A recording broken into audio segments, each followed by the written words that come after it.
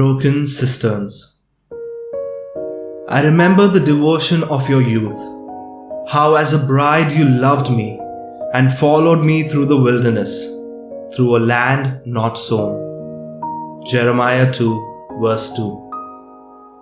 It's easy for us to think that God is an emotionless being up there, looking down upon us as if to smite us down, like a taskmaster waiting for us to make a small mistake so that he may hit us with his whip. But I would like to invite you this day to see his heart. I remember the devotion of your youth, how as a bride you loved me and followed me through the wilderness, through a land not sown. These are the words of the Lord that he is speaking to the people of Israel, whom he loved with all his heart. But in return of his love, he only saw his people abandoning him time and time again. He may be speaking the same words to us this morning. I remember how you loved me in the beginning. Do you remember those days when you heard the gospel for the first time? When you came to know just how much he loves you and how you would be all excited to follow him and do whatever he asked you to do? But as time went by, your love started to grow cold, and you started to run after the things of the world.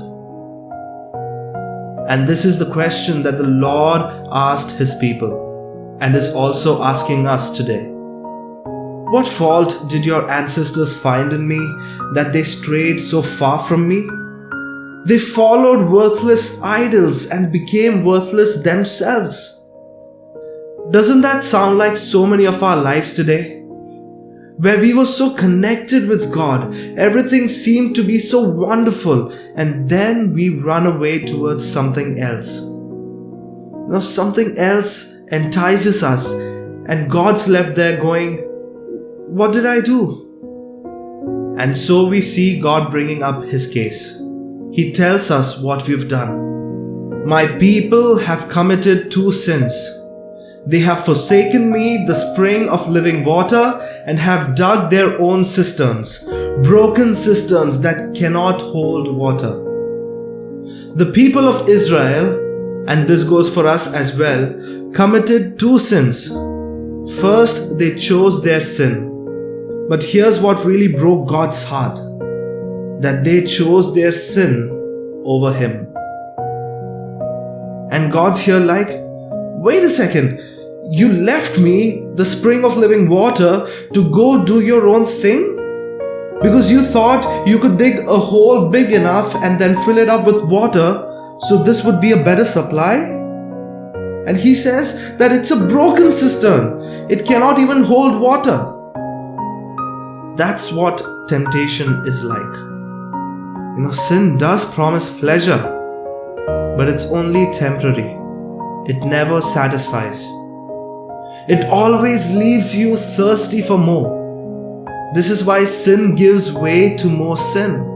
And by the end of the day, you just feel more miserable. So do you see yourself as someone who has turned away from God and now is roaming aimlessly? Well, he's calling out for you this morning. If you're listening to this devotional, this is him reaching out to you. Grab a hold of him. Spend some time with him in prayer before you do anything else. Get into his word and hear him talk to you. Get help from someone who can lead you closer to his presence. Come back to the spring of living water so that you will no longer be left with broken cisterns.